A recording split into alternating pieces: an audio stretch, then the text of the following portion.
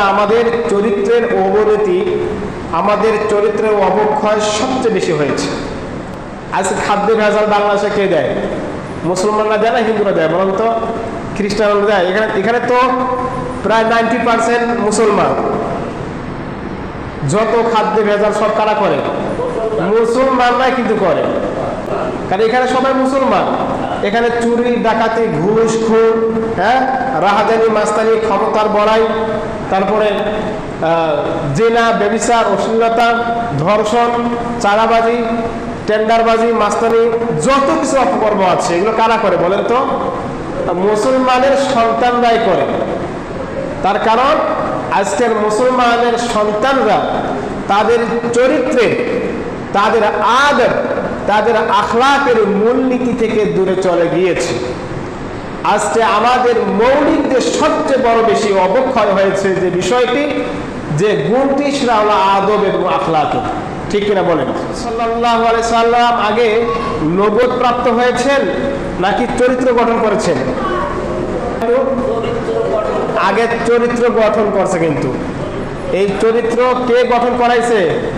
আল্লাহ স্বয়ং। কি আল্লাহ তাআলার রহমতের কোলে নিয়ে আগে চরিত্র গঠন করাইছেন। সুবহানাল্লাহি ওয়া বিহামদিহি সুবহানাল্লাহিল আযীম।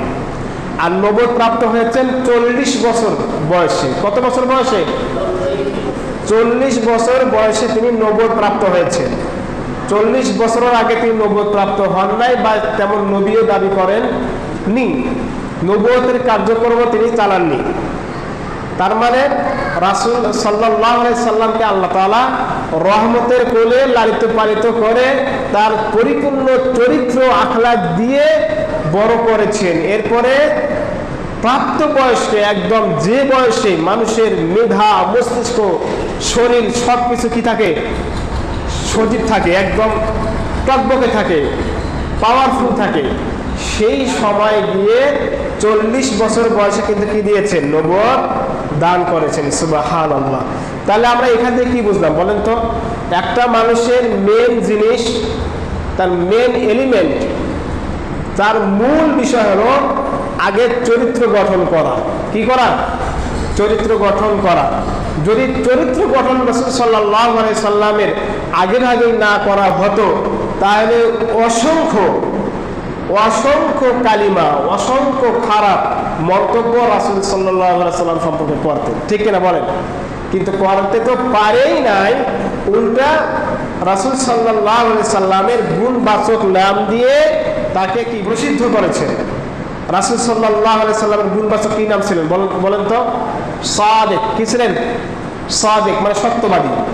রাসূল সাল্লাল্লাহু আলাইহি সাল্লাম নবুয়ত প্রাপ্ত হননি, তার আগে কি গুণ অর্জন করেছেন? সত্যবাদী। তারপরে বলা হয়েছে আল আমিন। কি বলা হয়েছে? আল আমিন, অর্থাৎ বিশ্বস্ত, আমানতদার। সুবহানাল্লাহ। তাহলে রাসূল সাল্লাল্লাহু আলাইহি সাল্লাম নবুয়ত প্রাপ্ত কিন্তু হননি, তার আগেই কি তিনি নানান গুণে গুণান্বিত হয়েছেন। সুবহানাল্লাহ। এই জন্য মক্কার কাফেররা, মুশরিকরা রাসূল সাল্লাল্লাহু আলাইহি সাল্লামের নানান বিরোধিতা করেছে। করার পরেও নিজের আমানত, নিজের জামানত কার কাছে রাখছে? রাসূলের কাছে গিয়েই কিন্তু রাখছে। রাসূল সাল্লাল্লাহু আলাইহি সাল্লামের তার কথা এত মাধুর্যপূর্ণ ছিল, তার তেলাওয়াত এতটাই সুন্দর মণ্ডিত ছিল, রাসূল সাল্লাল্লাহু আলাইহি সাল্লামের আখলাক, আদব আখলাক এতটাই ভালো ছিল যে কাফের মুশরিকরা রাতের আধারে, গভীর রজনীতে তারা রাসূলের গিয়ে তিলাওয়াত শুনতো। সুবহানাল্লাহ। রাসূল সাল্লাল্লাহু আলাইহি সাল্লামের আদব আখলাক এমন ছিলেন যে আনাস রাদিয়াল্লাহু তাআলা একজন সাহাবী, তিনি বলেন যে আমি রাসূলের খাদেম ছিলাম। সম্ভবত 10 বছর তিনি কি করেছেন? খিদমত করেছেন স্বয়ং রাসূল সাল্লাল্লাহু আলাইহি সাল্লামের। কয় বছর?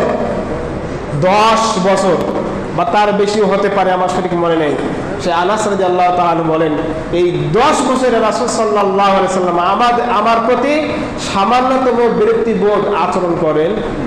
আমার তো মারেননি, আমার তো ধমক দেননি, উল্টে সামান্য একটা কটু কথা, একটি বিরক্ত সূচক কথা আমাকে রাসূল সাল্লাল্লাহু আলাইহি সাল্লাম এই 10 বছরে একদিনও বলেননি। সুবহানাল্লাহ। বর্তমানে কেউ দেখাতে পারবেন? আজকে আমরা কারো অধীনে কাজ করলে কত কথা যে শুনতে হয়। আর আনাস রাদিয়াল্লাহু তাআলা আনহু এত বছর যাবত রাসূল সাল্লাল্লাহু আলাইহি ওয়াসাল্লামের খিদমত করলেন, একদিনও খারাপ আচরণ তিনি দেখেননি, একদম সার্টিফিকেট। এই জন্য আল্লাহ সুবহানাহু ওয়া তাআলা তিনি বারবার রাসূল সাল্লাল্লাহু আলাইহি ওয়াসাল্লামের চরিত্রকে সনদ দিয়ে কঠোরভাবে দলিল দিয়ে তিনি প্রমাণ করেছেন, বলেছেন ওয়া ইন্নাকা লা আলা খুলুকিন আযীম, হে রাসূল আপনি মহান চরিত্রের অধিকারী, আপনি মহান চরিত্রের অধিকারী। আল্লাহ তাআলা এই জন্যই বলেছেন লাকাদ কানা লাকুম ফি রাসূলিল্লাহি উসওয়াতুন হাসানাহ, হে বিশ্ববাসী, হে দুনিয়াবাসী, হে লোক সকল, তোমাদের সর্বোত্তম আদর্শ আছে কার মধ্যে? তোমাদের রাসূলের মধ্যেই। সুবহানাল্লাহ।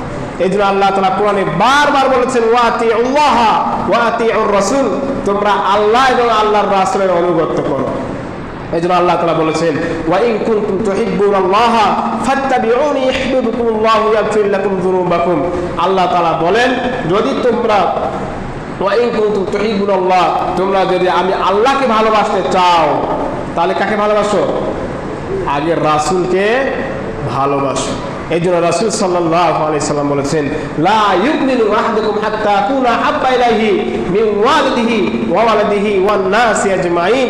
তোমরা ততক্ষণ পর্যন্ত প্রকৃত মুমিন, তোমরা ততক্ষণ পর্যন্ত পূর্ণাঙ্গ মুমিন হতে পারবা না যতক্ষণ পর্যন্ত আমি রাসূল তোমাদের নিকট তোমাদের পিতামাতা, সন্তান, সন্ততি, তোমাদের ধন সম্পদ এবং পৃথিবীতে যা কিছু আছে সব থেকে আমি তোমাদের নিকট বেশি ভালোবাসার পাত্র না হব, বেশি প্রিয় না হব, ততক্ষণ পর্যন্ত তোমরা কেউ প্রকৃত মুমিন হতে পারবা না।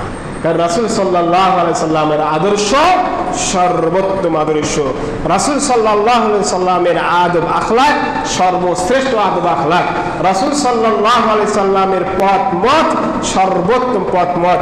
কেউ যদি দুনিয়াতে মুক্তি পেতে চায়, কেউ যদি আখিরাতে মুক্তি পেতে চায়, তাহলে রাসূল সাল্লাল্লাহু আলাইহি সাল্লামের দেখানো পথ ছাড়া আর কোনো পথ নেই। পশ্চিমা কালচার লালন করেও লাভ হবে না।